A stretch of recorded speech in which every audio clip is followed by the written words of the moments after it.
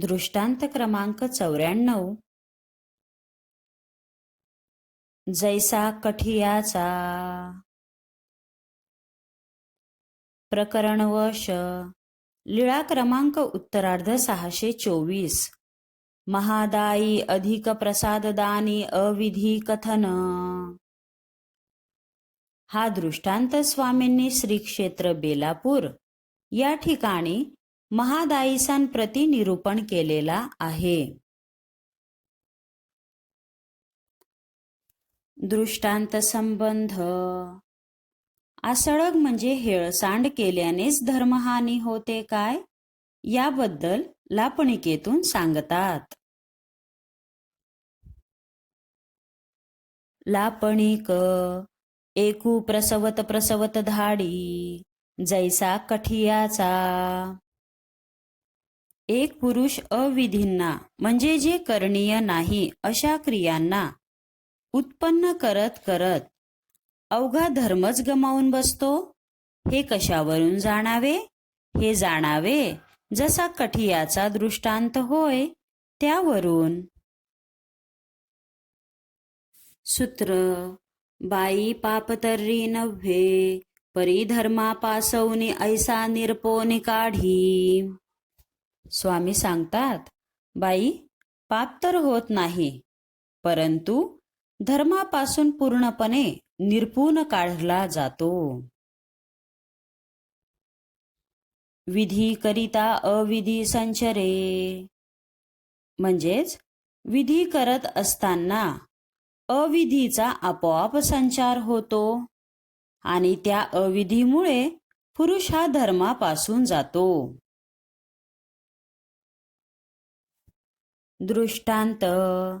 कवणी एकू कठिया असे, तो देवतेचा ठाई अष्टोप्रहर वेचला असे. झाडी सडा संमार्जन करी, स्तर्पण करी, त्रिकाळ पूजा करी. म्हणजे कोणी एक कठिया म्हणजे पुजारी असतो. तो देवतेची पूजा करतो, सेवा करतो, झाडतो, सडा संमार्जन करतो. हे सर्व काही तो अष्टोप्रहर करत असतो.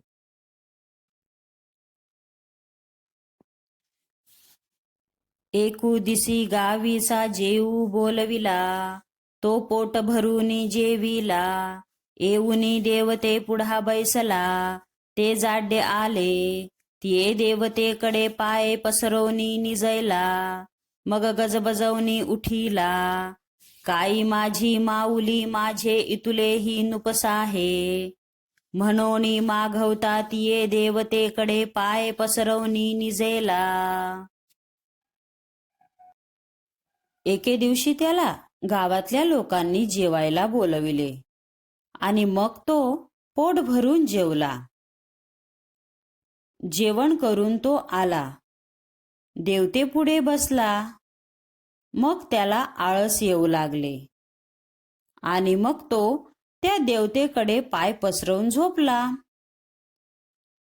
थोड्या वेळाने तो गजबजून उठला आणि देवतेला म्हणाला, माझी आई, तू माझं इतकंही सहन करत नाहीस? असं म्हणून तो पुन्हा तिच्याकडे पाय पसरवून झोपला. एरी दिसी स्तर्पण करिता पिंडिये पाय लागती. मग हळूहळू पारिसेनीची पाणीये स्तर्पण करी.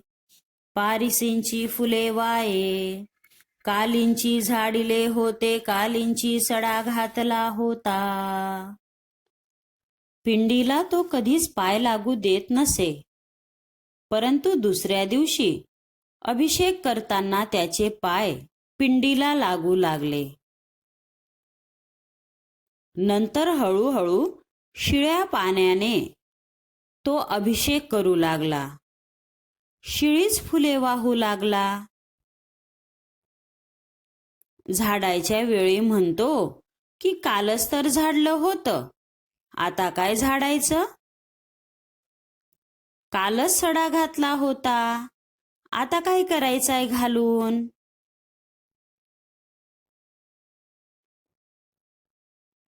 आधी श्रीचेनी नावे दांडेनी सायली पिटी ते तुका समय श्री एकी आली देवाची सेवा करू लाभे कान लभे देवाची सेवा काई कवणा करविली असे म्हणोनी राहे. पूर्वी तो श्रीची सावलीही अंगावर पडू देत नव्हता.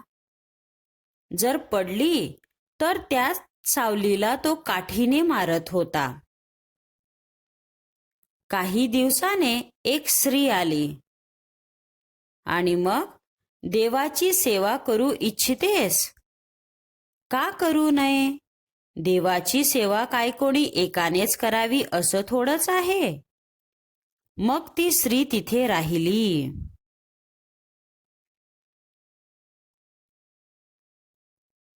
ते झाडी तो सडा घाली काही भिक्षेसी धडगोड येते तियेसी सुये ऐसे असत असता संबंधू झाला गुरुविणी झाली लेंकरुवे झाली. ती झाडी तर हा सडा घालायचा. भिक्षेत काही गोडधोड आलं तर तिलाही तो देई.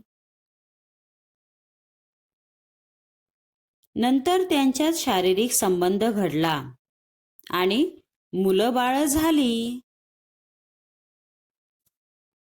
मग तिये लेंकुर्वे पिंडिये जवळी हागती मुती ती मग एकी दिसी गावीचा म्हणितले कठिये हो आता तुम्ही लेंकुरवाळे झाले ती आता गावांतू घर बांधा. मग गावांतू घर बांधले. त्याची जी मुले होती ती पिंडी जवळच हगमूत करू लागली. ते पाहून गावकरी म्हणाले कठीये हो आता तुम्ही गावात राहा. मग त्यानंतर तो गावात राहू लागला. मग देवतेसी त्रिकाळ पूजा करी मग हळूहळू दोन्ही वेळ करी मग विळचा ते वाती लावून जाये मग हळूहळू एक वेळ करी मग तेही न करी मग तेची पाला पाणी घाली आपण सेतडिया मागो जाये मग सेतडिया मागवनी ये कोणटेया पासी वहाणा फेडी दोन्ही हात जोडूनी मग म्हणे जय देवा इतुले उरले. 3 वेळा होणारी पूजा नंतर तो 2च वेळा करू लागला. नंतर काही दिवसांनी एकदाच पूजा करू लागला. नंतर त्याने तेही सोडून दिले. शेवटी कोपऱ्यात वाहना काढून हात जोडून जय देवा म्हणू लागला. फक्त एवढंच काय त्याच्याकडे उरलं.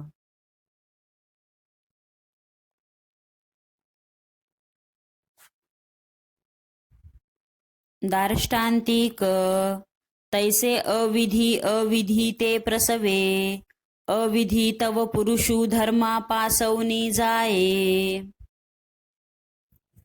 त्याप्रमाणे अविधी अविधीला जन्म देतो म्हणजेच प्रसवतो आणि या अविधीमुळे पुरुष हा धर्मापासवनी जातो.